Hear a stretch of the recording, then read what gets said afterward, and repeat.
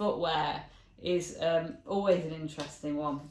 When I walked my first Camino, I did it in walking boots. Since that, in the 5 years that I've kind of been walking since then, I've used all sorts of different footwear, and it's depended on what time of the year I'm going, what the terrain's going to be like, and what the weather's going to be like. I've come away recently from walking boots. I find them quite heavy, and I find them quite hard on the base, so they've not got a lot of shock absorption in them. So I've tended to head now more towards trail shoes. So I've been walking some Saucony, Peregrinas. They've been really good. But these are the ones I've settled on for this trip. So these are called Ultra Lone Peak is the name of them, and they have got a very meaty sole, so there's plenty of grip there for rough terrain, and a really cool kind of bear print footprint, which is really quite nice.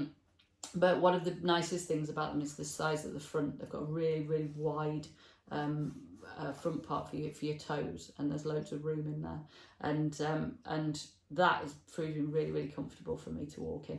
They're not Gore-Tex, but they're a similar thing to Gore-Tex, so they are pretty waterproof, and you can waterproof them with the Gore-Tex waterproofer.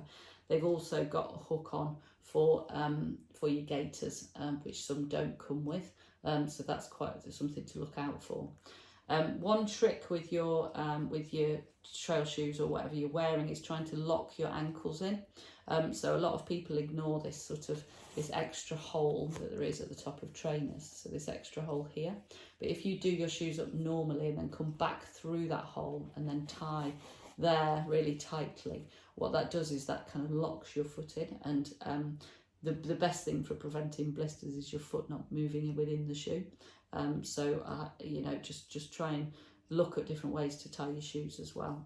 But using that, then that means that your foot's locked in. I've actually bought some inners for these. So these are some active sports inners, but they've just got a little bit more shape to them. I've got a fallen arch on my left foot, so I have to be a bit careful about that. But these have got cushioning. They're a gel range, so they're quite nice and squishy under your feet. So those with the shock absorption here as well is really lovely. And I've tested these out a lot walking on paved roads.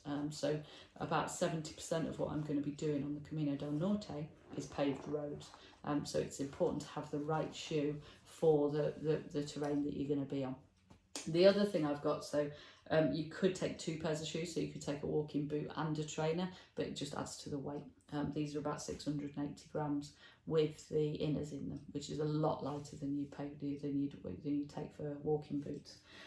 The other footwear I take is just some flip-flops basically for in the shower, so that I'm not getting verrucas, picking up anything like that, and you can use these to go and have a paddle as well, just so your feet don't get damaged, and you can use them just for kind of bumming around in the evening as well. I've found these, which are Crocs, and they were really cheap from Mountain Warehouse, and they're really light, so they're really comfy and really lightweight. So that's my other pair of shoes that I'll be taking. Some people will take sandals and they might walk in sandals and things, but again, it's what you're happy with. But look at the terrain, look at the weather. I know that these are actually really good in hot weather because they keep your feet quite cool as well. So that's something else to look out for. So consider all of those things and try them out. Go to a shop and try them on. Because it's really crucial you get the right pair. And I remember when I first put my walking boots on that I did the Camino in, I went, oh, they feel like slippers, and he went, yeah, they're the right pair for you. So pick something that's absolutely comfortable, and don't forget to break them in. Don't do millions of miles, but do break them in and make sure that you're happy with them and you're okay with them. You're going to be doing a lot of miles, and if you get blisters, that can just destroy your trip and end your trip as well, actually. So we've got to look after our feet. So if you're going to spend the most money on something, I would say it's your feet. Get really decent footwear.